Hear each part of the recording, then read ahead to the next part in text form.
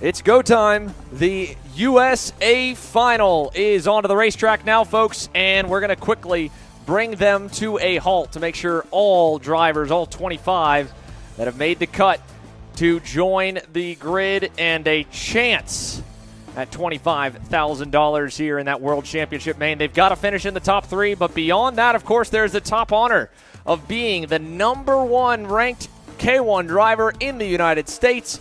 Up for grabs. 10 laps on the books. Once again here, we'll quickly take you through the lineup as we get ready to go green here from Winchester, California and K1 Circuit. A beautiful afternoon after a crazy gauntlet run to get to this point. Here comes the field to the backstretch where they'll start them, headed down towards the final turn on the racetrack that has been a trouble spot for some, but we haven't really seen a highly stacked grid take the green down here in full dry conditions. Let's see it now for the final time in the USA final, drivers. Here we go. Looking, I don't think we're going to get it this time. We're going to take them around to the front stretch. Yeah. Indeed. We'll start them all the way right by the finish line. So here we go. Last turn into turn #1. Scott Gordonier, race director, ready. He'll point them to the grid lines. And for the USA final, for the adults, 10 laps. And the U.S. top honor on the line. Green flag in the air. We're racing up the hill for the first time, and it's a good start for the inside lane, but a decent one for the outside. Looks like most of the field got away cleanly, and now the question is, how do they filter out? One driver a little bit up the berm at the exit of turn #3. Still 2 and 3 abreast further back in the bus stop, but your top 7 or so are single file as they work their way out of turn #4 on this opening lap here. We touched on it during qualifying, Xander. Part of it is you don't really know what go-kart you're going to get. Maybe you get lucky, you get the same go-kart you've had throughout the weekend, but in this situation, it's the first time you're driving this new go-kart. You get an outlap to kind of feel it out, and then into turn #1, 2, and 3, you're kind of getting the first real feel for the kart you have drawn at full song here. So now, halfway through lap #1, and it's the two drivers that put the only 1/17 of the day, sitting 1 and 2 at the moment. Further back, look at this group of go-karts. This is a battle for 6th, 7th, 8th, 9th, and 10th. Side by side up the hill. And while this is great racing to watch, it's costing them all lap time and track time. Here we go. Battle for 3rd is raging on as well. Yeah. 3 wide further back. The 49 gets into it there a little bit. You see hands in the air for both drivers, but unfortunately it's one of the situations where just miscalculated the entry to turn #11. Again, we're 3 wide down towards turn #12. And onto the front straightaway to complete lap #1 of the books. It's a 2-kart breakaway out front here as we start lap #2. Giovanni Perez, Garrett Maines, your top 2. Then it's 3 seconds back to Terry Oates, Brendan Reynolds, and Daniel Millian, your 5th and final driver in the top 5. Look at this group. So that's Oates defending from Reynolds. That's Greer getting around Daniel Millian there for 5th. Yeah, this really looks like it's going to be a all-out battle for that last transfer spot. They look like they already have about a 2.5-second lead, and we're only on lap 2. You know, it's a short race in general. You know, it's a 10-lap all-out sprint for the national championship. But being realistic, unless the leaders with Giovanni and Garrett going at it hard, this is going to be a battle for that last transfer spot.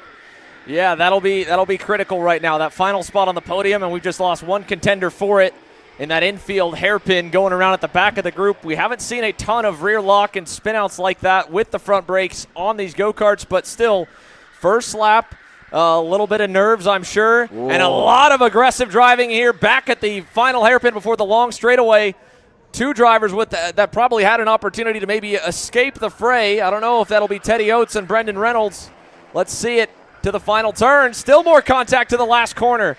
Turning into each other, side by side, the 16 of Teddy Oates and indeed the 52 of Brendan Reynolds. 3rd and 4th colliding as they go up the hill. They're still going to stay side by side. This could end up a little bit tough, and here comes 5th on the line. Jaden Martinez out of the B group to the bumper now with an opportunity to get that 3rd spot, the first on the final one on the podium. He'll drive into the side of Brendan Reynolds. They're 4 wide to the bus stop coming out of turn 4. We talked about what would drivers do for money. What would they do for the transfer slot to even have a chance at money? Unbelievable stuff here. Brendan Reynolds on the 52 machine now having to fend off the likes of Jaden Martinez, Ben Braley, Connor Greer, Daniel Millian, and more. This group is growing. It's down to 7 drivers here for the cutoff point for that third and final transfer spot to get into the World Championships. And again, another driver facing the wrong direction there, and that's going to end his hopes of a transfer spot into the World Championships. Here's a good look at your front runner, Giovanni Perez, ahead of Garrett Maines. These two drivers, I mean, yeah, they're racing for the national championship, but all they're really thinking about is that world championship race later on this afternoon. Those two drivers know at this point, barring any mistakes, they're safely in. This is the battle for the transfer spot, and again, getting a little bit hairy on the brake zone there, maybe moving over a little more than you're allowed to, but we'll let it go here. Brendan Reynolds now around Terry Oates. He's the first driver in, or last driver in, sorry, into that third and final transfer spot. We're only 4 laps in. We're just starting the 4th lap here of a 10-lap main event here. You would think this is for the world title. You would think there was money on the line for this one. Yeah. What a late lunge there from Terry Oates as well. He'll reclaim 3rd. They're side by side through 6 and 7 the bus stop. Yeah, contact, a little bit more contact now as more drivers get into it. Jaden Martinez into the side of Teddy Oates, dropping down the S's, and now joining the battle with a bit more contact that Martinez will end up on the receiving end of through the accordion. Looked to be maybe the might have been maybe Ben Braley. I'm not sure who was close there. He was close to that group at the end of last lap, but this has given a huge gap now to Brendan Reynolds, and it's backed them up as the battle has shifted further down the board. Giovanni Perez out of Phoenix, Arizona, trying to punch his ticket to that World Championship final, and along with that, win the USA final en route. The battling still rolling on. Now behind the number 6 of Ben Braley. He gets away into 4th, and they're door-to-door. Martinez on the inside in the white helmet.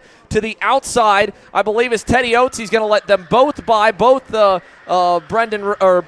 Teddy Oates going, Martinez going by, and Connor Greer in the number 2, although he'll keep the fight going as they charge up the hill.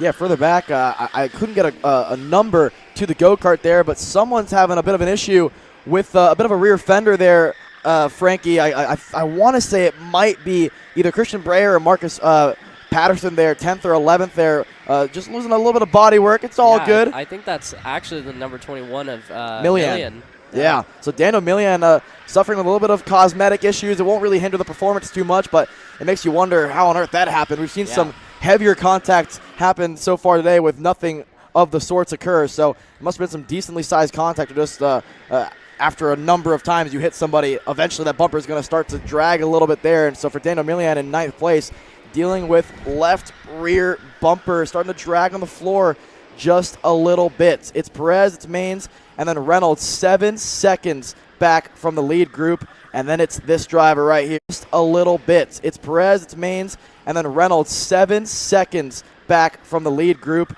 And then it's this driver right here, Ben Braley on board the 6 machine.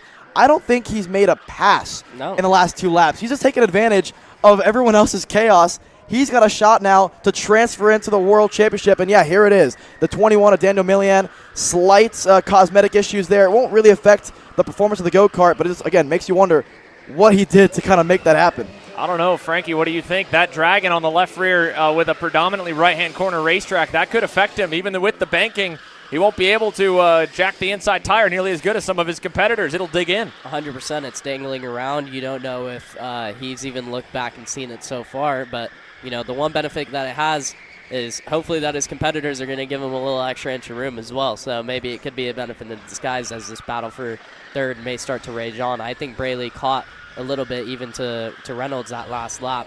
And so I don't think it's over yet. You know, we have 4 laps still to go here for this last transfer spot. Yeah, Ben Braley, last time by, a 1:17.3. Brendan Reynolds, a 1:17.6. Ben Braley, fastest driver on the racetrack, flat flying right now, trying to get to that last spot above the red cut line to go to the World Championship final and to get onto the podium here for the U.S. final. He's going to be within the toe of the top 3 now, or at least of 3rd place now. Let's see how much he can close from last lap by at 1.5 seconds away to probably down around 0.6. And behind him, they're racing on as well for 5th. Martinez, Teddy Oates going at it.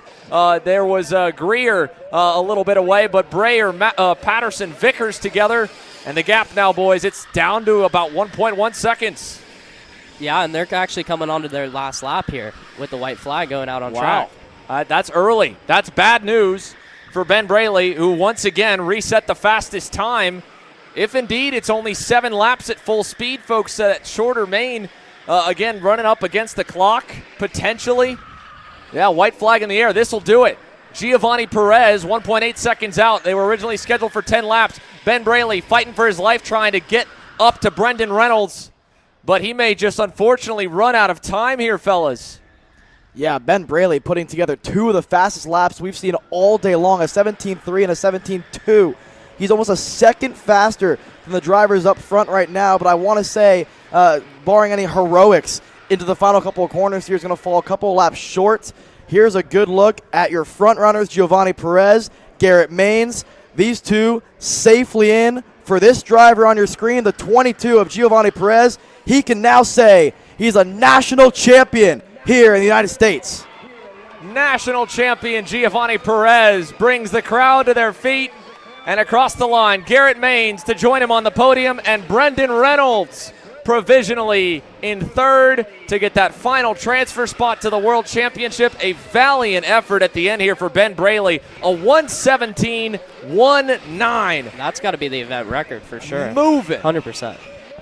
Yeah. Teddy Oates, P5, he wins out on that battle with Jaden Martinez. Connor Greer back behind them in 7th. Marcus Patterson 8th. Christian Breyer, Connor Vickers rounding the top 10 from this 25-driver main. And a bloodbath at the start really set the gaps initially, but what a run through the field for everyone. And especially third on back, a very chaotic A final. Giovanni Perez, Garrett Maines, Brendan Reynolds, but there was so much chaos in the opening laps, I'd be surprised if there wasn't a little bit of an extra look at everything in the first probably 2 circuits around.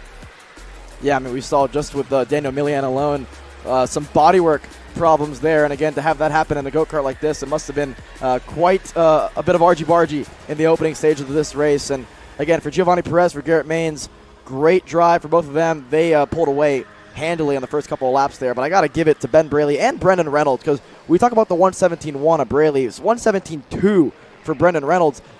Looking at the lap times, that's actually going to be the driver to beat, I want to say, heading into the World Championship event later this afternoon. Half second faster than Perez, almost a second faster than Garrett Maines on the final lap of this national championship race. So for Brendan Reynolds, he's going to be right on a high heading into the World Championship event later on this afternoon.